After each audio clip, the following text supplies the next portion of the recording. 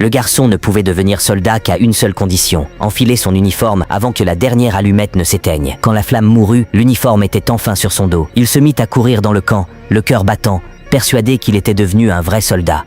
Il se rasa comme les adultes, apprit à saluer et à marcher droit.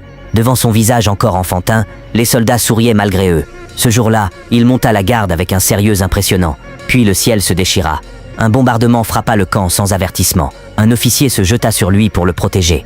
Les explosions secouaient le sol, et le garçon recroquevillé dans une tranchée tremblait de peur. En voyant les blessés, il comprit enfin ce qu'était réellement la guerre. Il courut vers une tente et tenta d'aider comme il le pouvait.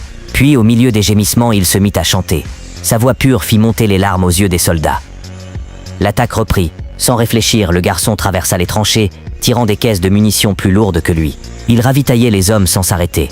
Un vétéran le félicita. Fier, il saluait avant d'arriver au poste de commandement, où il apprit que les communications étaient coupées. Voyant l'angoisse du commandant, il n'hésita pas une seconde. Sous les balles, il sortit réparer le fil électrique endommagé.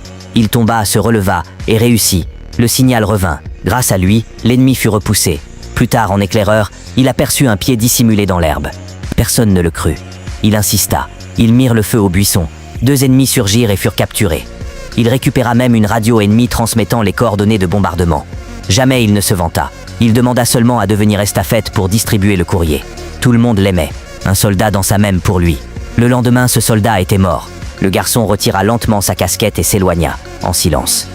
Son nom était Serioa Alskov. Il devint le plus jeune soldat de l'histoire.